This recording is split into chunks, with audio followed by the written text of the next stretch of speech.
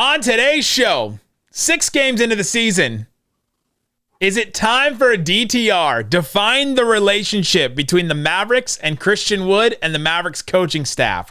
We'll talk about that. Plus, how can we diagnose the Mavericks' fourth quarter issues? Is it more encouraging or exposing? We'll talk about that and more on today's Locked On Mavs. I'm Luka Doncic, and this is Locked On Mavs. Mavericks, NBA champions. It's good, and the Mavericks have won the game. If you don't believe, you shouldn't be here.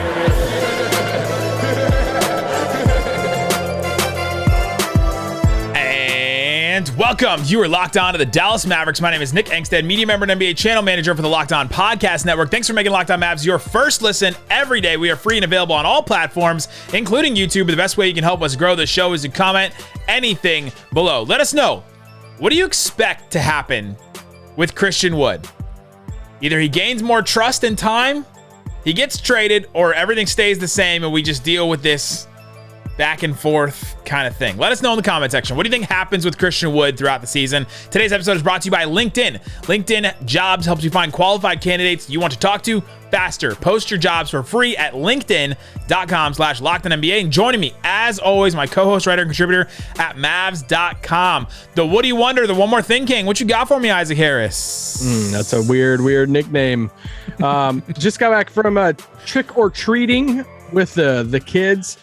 Shout out to the positive love to our costumes from yesterday, except for a good chunk of our overseas listeners who are like, hey, what's with the Americans and their obsession with dressing up? But it's a thing we do. I don't know.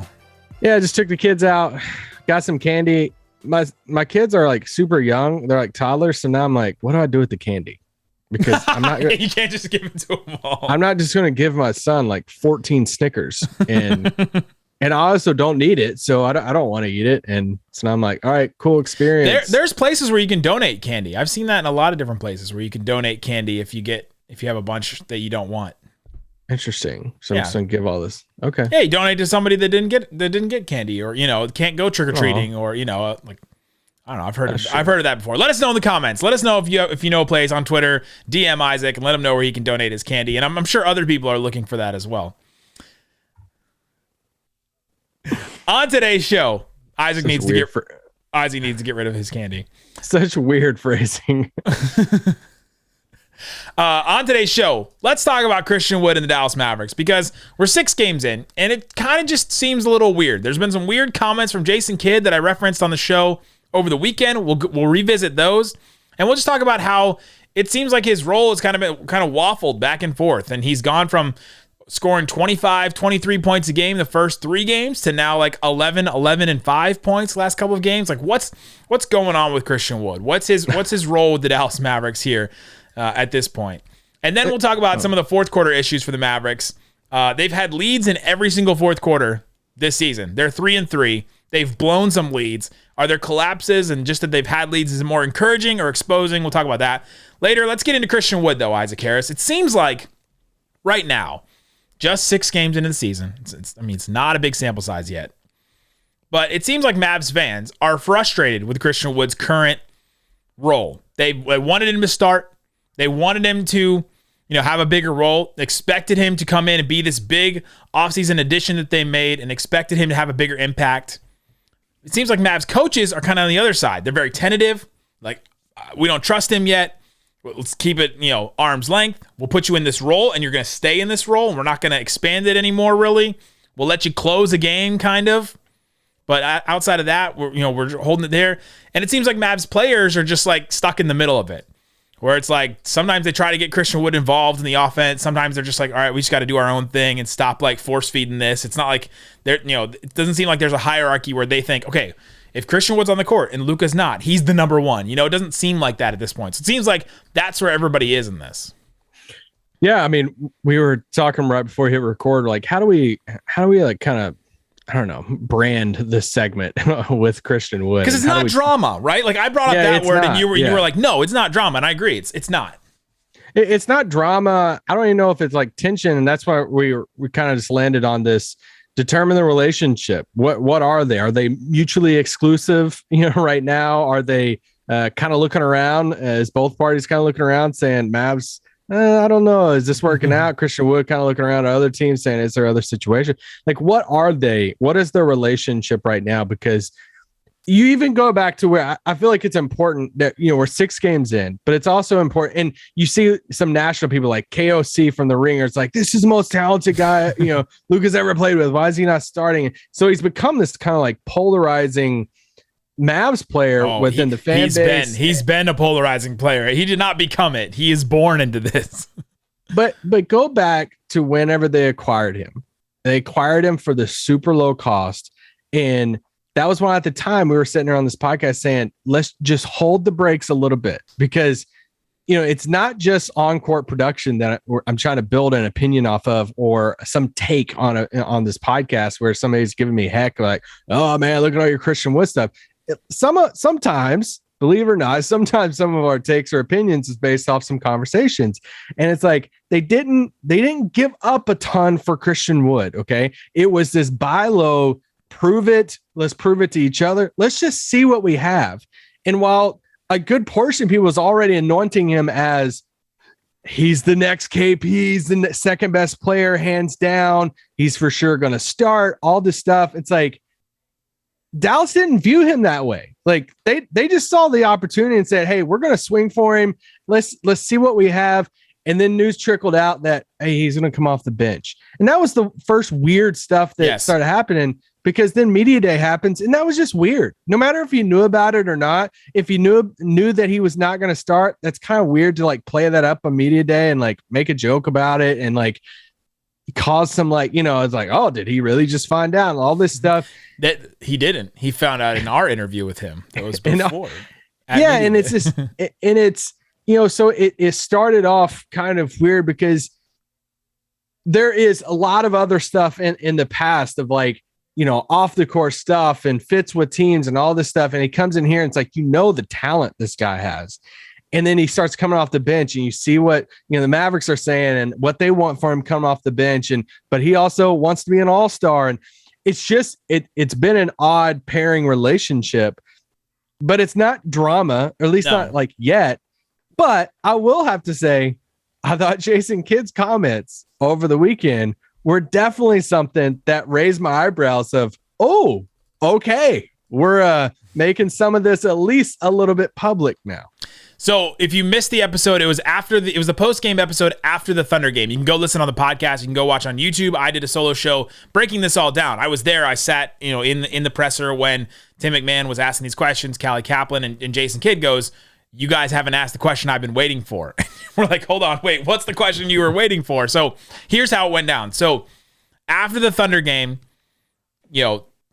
Jason Kidd says, we tried a different lineup to close the game. It just didn't work. That's the game where the Mavericks did put Christian Wood in the fourth quarter lineup and tried to close the game with him and tried to, close it out that way. Another reporter asked, are you guys still experimenting with your lineups? And he goes, you guys didn't ask the question. He said, yeah, and kind of talked about it like obviously early in the season, still experimenting with stuff. You guys haven't asked the question I've been waiting for. And so Tim McMahon just looks at him and like, of course, Tim McMahon, his ears perk up, right? Like you can almost see it like, ooh. There's blood in the water for McMahon right there. He was going right at it. What was the question you were waiting for? He's not going to say Christian Wood. He knows he was meant like referencing Christian Wood, like subtweeting Christian Wood, but he didn't want to mention it. He wanted Kidd to say it. And then McMahon asked another question. What are you looking for in that closing lineup? Jason Kidd says, we got to guard the ball. Can't just rely on Luka. Someone else has to step up there. We left Christian Wood out there with that group, and it didn't go well on either end. That's the first like specific mention of Christian Wood that Jason Kidd had. And then I think Callie Kaplan asked, what's the thought process in putting Christian Wood out there in the closing lineup? And then Jason Kidd said, just to see how he handles closing games. He hadn't been in that situation, and we got him in tonight. And so just referencing Christian Wood and saying, I've been waiting for you guys to ask me about Christian Wood. We put him out there. It didn't work. It just came off really, really strange to me. And coming up, let's talk about exactly what that means. What did Jason Kidd mean by, we put him out there. It didn't really work. I was waiting for you guys to ask the question. You guys have been consistent in your questions about Christian Wood. It seemed already a little contentious between Kidd and the media about Christian Wood. And let's talk about why that is coming up. But before we do, let me tell you about LinkedIn. LinkedIn has the jobs. They have the jobs you're looking for. If you're a job seeker, go ahead and check out LinkedIn. If you're a job poster, this is what you want to do. If you're working for your small business, you want to be 100% certain that you have access to the best qualified candidates available. That's why you have to check out LinkedIn Jobs. That's LinkedIn Jobs. Helps you find the right people for your team faster and for free. You get this for free. Go ahead, add your job, add the purple hashtag hiring frame to your LinkedIn profile to spread the word that you're hiring. Simple tools like screening questions make it easy to focus on candidates with just the right skills and experiences so that you can quickly prioritize who you'd like to interview and hire. LinkedIn Jobs helps you find the qualified candidates you want to talk to faster. Post your jobs for free at linkedin.com/LockedOnNBA. That's linkedin.com/LockedOnNBA to post your job for free. Terms and conditions apply. All right, Isaac, we're talking about Christian Wood. It's time to DTR a little bit. Define the relationship. What is the relationship between Luka and Jason Kidd? Because we heard the comments that he said after the Thunder game. Christian Wood and Jason Kidd. What did I say? You said Luka. I just want to make that very clear. We just haven't said Luka's name yet in the podcast, and I needed to mention it. Like it's in my so you can put it in the title. It's in my brain. I got to put it in the title somehow. I got for the YouTube numbers. I've got to put it in there somehow. Yeah, for Christian Wood and Jason Kidd, we've heard his comments. He definitely wanted to bring him up. He wanted reporters to bring him up, and he knew the reporters were going to. He knows it's kind of a weird, contentious thing with the reporters and the Mavs right now. But where is it with actually Jason Kidd and Christian Wood? Oh, well, that was the most telling thing to me was, oh crap! Like you're going to talk about this, to the media. You're going to bring this up to the media unprompted, and he is hearing, or at least hearing, the questions from media that, the whole like, why is X player not playing X minutes is, for a lot of coaches. Shout out to Nick and I have to apologize that you felt that he should have played more. For a lot of coaches, get frustrated about it. I was right about that. Shout out to my days of Nerlens Noel and Rick Carlisle. Good morning, Isaac. Rick absolutely hated that I was asking why Nerlens was not playing after he almost signed a $90 million contract with us. And, so much that, he went around to some other people to get that message to me that, hey, I don't like you asking about this. It's true. It's true. We heard it from multiple people. And so coaches don't like that, sometimes, of asking, or I'd say a lot of times, why a certain player isn't playing. So he knew that was a thing. And obviously you trade for a guy and the guy's putting up points and everything. But this is something we always have to remember when any of these situations happen. Shocking here, but there's conversations and practices that we don't see. Yeah. It's not just the basketball court. It's not just the 22 minutes that he plays on the court that factors into why somebody starts or why somebody doesn't finish a game and all of that. And it's fun for us to fire off our takes of why something doesn't happen, but there is stuff in conversations and practice stuff that we don't see at all that impacts a lot of these rotation things. And I thought that was really telling of when Kidd brought that up and bringing attention to that after that OKC game of like, hey, I tried it out. Right. I put Kidd in there for y'all. I mean, he didn't do it for us, for media, but it's like, it sounded like it the way that he said it. It sounded like it, but I have to think he's running this team in good faith and doing what's best, what he thinks is best for the team. It doesn't have this like secret agenda that he's trying to push with Christian Wood. We're like, all right, I got to humble him and do this. And like, ooh, the media wants it. I'm just going to give it to him a little taste and then it won't work. And then I'll just come back. Like, come on. Like, really? He's doing that? Or maybe he's getting a text from somebody else too. But that's the type of thing for Kidd. It's like, it played off and it was fun. It was funny to see kids say, feel like, oh, all right, I played him. See, y'all wanted to play to the end of the game and look what happened, right, type thing. But it's just paraphrasing that. And it's just very clear right now. They like him in the 6-man role. Yes. They like him on the floor, getting shots up, getting buckets whenever Luka's not on the floor. And they trust Maxey more in the closing lineups. And that is just very clear. And I know for a lot of fans that is very frustrating. But if you approach this situation like we were talking about at the beginning of the trade of, it's this buy low thing. That's why I didn't have these super high expectations at the beginning of the season. It's like, since they weren't viewing him that way, it was more of what I wasn't hearing about their relationship with Christian Wood early on instead of what I was. And that's what I was like, oh, okay, y'all really aren't viewing him as this like number 2. Like when they traded for KP, I know it's a different type of player. It was immediately, man, we're looking, he's the guy next to Luka, and they touted him, all this stuff. There was never that with Christian Wood. And that's why my expectations were never super high. It's like, let's just see how this plays out. I think it really was just a swing of, let's get him in here for a low cost. He's a super talented guy, and let's just see how it fits. And they're still figuring that out right now. And he gets points off the bench, but they don't trust him to finish games. And that's why I threw out early in the season, like, he could finish the season with the Mavs and have a breakout big time year on a winning team and prove everybody he is a winning basketball player. Or he could be off this team in 2 months. In either scenario, I wouldn't be shocked, because that's just, they made the swing and they're just seeing how it plays out. And you have to think about some of the Mavericks' issues right now.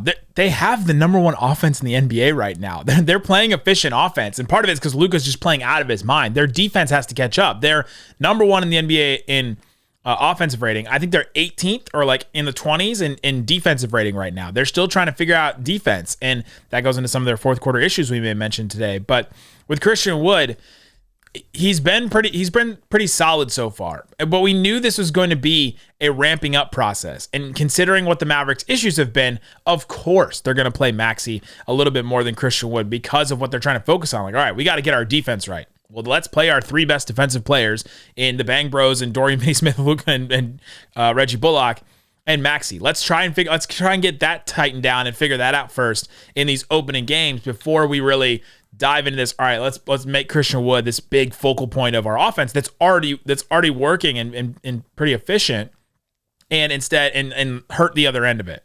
Now, Christian Wood he's overall on defense, according to Synergy, he's been good. Like, they have their ranking of excellent, very good, good, and then it's, average, below average, and poor. He's good. So he's like a little like above average on that, which is good. He's allowing 0.924 points per possessions on defense overall, which has been great. And I think he's playing well in his role. He's playing against these second units. He's not having to guard the big starting centers or the really fast like starting fours in the other teams right now. He's playing really well in his role off the bench. I think they're comfortable with that, and they want to stick with that for a little while until they elevate him to this next time. This was always going to take time. We talked about this. It's always going to take time for him to grow into that role. It just so happened that he scored 25 points, and 23 points in his first 3 games. And then you look at it and you're like, okay, this guy needs a bigger role. And then now all of a sudden, if he had these games non-consecutively, would we be looking at it the same way? If he had like a good game, an average game, a good game, an average game, I don't think we'd be looking at this the same way. Because he started the season with 3 really good games, the Mavericks had some struggles. I think we look at it a little differently. And we have to remember, like, the best versions of Christian Wood that we've seen was on the Rockets and the Pistons. And it's like, they want to see, like, players look different on winning playoff teams. And they might look at it and say, I'm not saying it's the same. I mean, Dennis is having a good, resurgence this year, but it's like, you look at some of, Dennis's numbers his rookie season, and some of them weren't horrible, but the Mavericks didn't win a ton of games. And it's like, Mavericks start winning back, they trade him and all this stuff. And they got to figure out what's the winning basketball role for Christian Wood. And he is so talented, and they'll see. I mean, so I'm excited for it. I still don't have my expectations haven't changed since the beginning of the season. Like, once again, he could be traded in a few months, or he could finish this year as the leading 6th man and win the 6th man of the year. I still don't think there's a world in which, he starts 50 games for the Mavs this year and all of that. I think it's 6th man or it's something else. But what he brings off the bench, I think the only thing that right now that I do question a little bit is the Jason Kidd comment about, like, hey, we need somebody else to, like, score the basketball. We need somebody else besides Luka. Can't just be Luka. Yeah. And it's like, all right, well, like Christian Wood can do that. Like he can get buckets. And he's dying to do it. Like he really wants to be that guy and wants to step up and wants the ball in these situations. So coming up, let's talk about that a little bit. It's an interesting dichotomy in looking at Christian Wood and seeing this guy that wants this role so badly, and Jason Kidd that wants someone to step up into this role. Why have those two not coincided? We'll talk about that a little bit coming up. All right, Isaac Harris.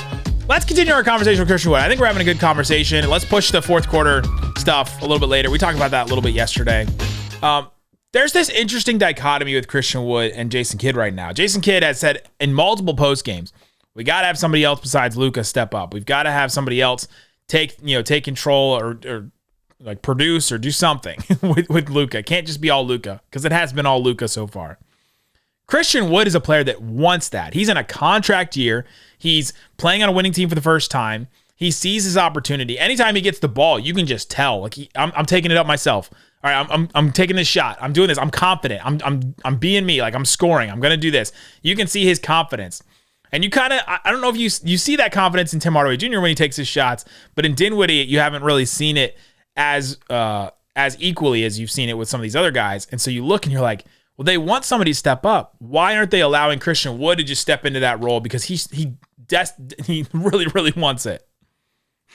Well, I think it depends on what that role, like, are we talking about the role, alongside Luka in the same lineups, or are we talking about that role when Luka's down on the floor? Or are we talking about that role towards the end of the games? Because I think Dallas could do a little bit better at getting him better opportunities on offense. Whenever, I talked about him catching the ball so far away from the basket. It's like, can we get him the ball, kind of closer to the basket? Some of it's on him too, for not using, he is a little lighter frame, not as much as KP, but not, pushing his guy, pinning him down and getting, holding that position in the paint. But, some of those possessions, like you look at Jason Kidd sometimes, it's like, all right, that's not helping your case with coach there.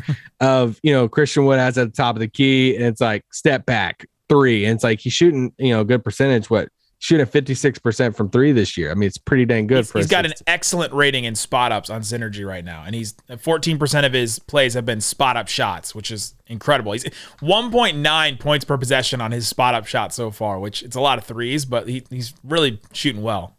Yeah, so what probably makes the coaching staff cringe is when he catches it, at 28 feet and tries to do a step back or get, so isolation. 18% of his possessions so far. He's below average. He's a 0.875 right now. So like that's the interesting thing with Christian Wood is it's a little bit of the KP thing. They want him to step up, but you got to set him up a little bit. You can't just give him the ball in space and let him cook, right? Like cook somebody in front of him, unless it's a mismatch and he posts up on him, and then he's excellent in that, according to Synergy as well. So it's like they're in this weird in between. You can't just give him the ball at the top of the key, but you got to give him in the post in the right spot and find it. And so it's a little different to give Christian Wood the offensive reins than it would be to give Dinwiddie or even Tim Hardaway Jr. like offensive reins a little bit more. And we've talked about the end of the games, why he doesn't play the end of games sometimes, because what happens at the end of the games? Luka Doncic is going to have the ball every single time in a close clutch game. Okay. And should. And you're going to trust your quarterback. It's a 2-minute drive in the NFL. And you're going to say, hey, we have Pat Mahomes. Go out there and make a play. Okay.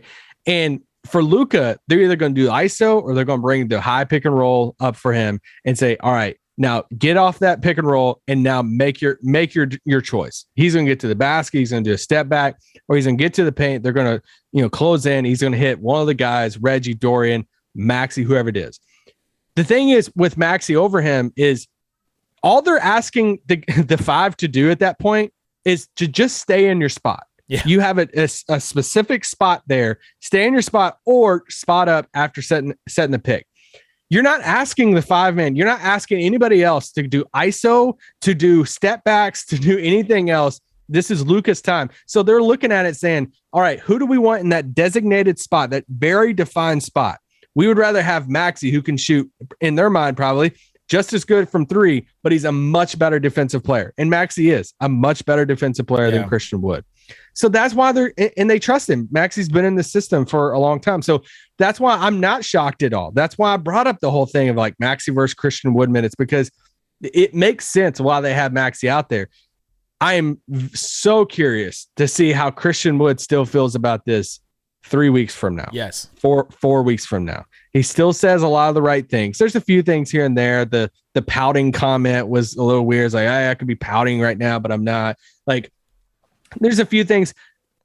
But understandably, he's very confident in who he is. Like, we're talking about a guy who tweeted out before the season about Derrick Rose telling him he's going to be an all-star in 3 years, and this is the third year. So, I don't know if all-star is in his future this year. Man, you're casual. But where will Christian Wood's mind be at if 2 months from now he's still on the team, he's still in a 6-man role, he's not finishing games, but the Mavericks have a top 4, top 5 record in the West? Where is he going to be at? Where's his head at? Because it's contract year. What's better? What's better for his next contract? To show that he can be a 6-man, still put up good numbers, and be on a playoff team, or for him to put up a bunch of other stats as a starter? I don't know. You know who's an interesting case study for this? JaVale McGee on his team right now in his career. You think about JaVale McGee's career, and he started out in Washington as this uber athletic, like, oh my gosh, the sky's the limit if this guy can just put it all together head-wise on the court. Then he, he's kind of in and out, like, all right, he's Shaq'd in a fool, and he's kind of a laughing stock in the league a little bit, it seems like, and you're like, okay, he's on these Wizards teams that are just like weird, and just weird stuff is happening with them. And then he's like, all right, I'm going to try to figure out what to do with my career. And he goes to, he bounces around a lot. And then you know what he does after the Mavericks, where that kind of went weird too. You know what he does? He goes to the Warriors, and he's like, I'm going to come off the bench for the Warriors with KD and all them, and I'm going to just play my role, do really well in my role, and learn how to play winning basketball. He did. Then he goes to the Lakers and starts, all their games pretty much up until the finals. And then now he's like, oh, this veteran guy that you want on this team. And that's why the Mavericks signed him to this deal, is because he went and did that and went through this whole journey with the Warriors where he learned how to win, learned how to be a part of like a team like that. And it's an interesting case study to look. It's obviously on a different level because JaVale McGee, Christian Wood, different levels of player. But the way that JaVale McGee did that is sort of what Christian Wood should probably do right now, right? And so I'm curious if they've had any conversations about, hey, JaVale, when you were in Golden State, weren't you frustrated that you didn't get to play X number of minutes more or didn't get to do this? And, how did you learn how to do that? I'm curious if they've had any conversations about that. Yeah, that is a good point, because this could be like a career defining type of season for him if he shows. I think it is. It's like either way, because what does it look like for his next contract if it doesn't work out in Dallas and this does turn into some drama and Dallas does trade him before the deadline? It's like, dude, he just wasn't bought into that 6-man role. Where does he go at that point? Is it Charlotte and then it's another bad team? That was the first team that came to my mind too. That's so funny. And then it's back to getting buckets again, and it's back to Houston, Detroit scenario. And then what's his next contract look like and all of that? I don't know what it is. Or he shows the JaVale McGee. But I don't want to compare him to JaVale because I think he's different players, different role and all that. But just the way that JaVale McGee went to that situation, it took a lower role than he had normally been used to. The concept, yes, but he's a better player than for JaVale. Sure. Agreed. So can he show that, hey, I can be a Jordan Clarkson type of guy, 6'10 Jordan Clarkson, but on a really good, like those Jazz teams that, had such good records and playoff runs and all that stuff. So that's the type of, can he prove that? Can he fully buy into that role? If this is his role all season long, will he be fully bought in by the end of the season? And not to pour salt in the wound, but man, he would have been great playing with Brunson. Stop. I knew you were going to sneak this in here somehow. But he would have though. I honestly didn't plan it. But like Brunson obviously starting the season really good with New York. But I was thinking about it the other day, and I was like, Brunson is a much better like playmaker than Dinwiddie, and it's like, man, I wonder. Like I was watching Brunson with Julius Randle, and just seeing how Randle plays off of him, seeing how Brunson coaches him up and different stuff. It's like, man, if Luka was off the floor and then it was Brunson doing that stuff with Christian Wood and just bringing out, and then you'd literally have two guys that could set him up and play with him, all of that. So that's unfortunate. I wish that, that could have happened, would have happened, but the wine.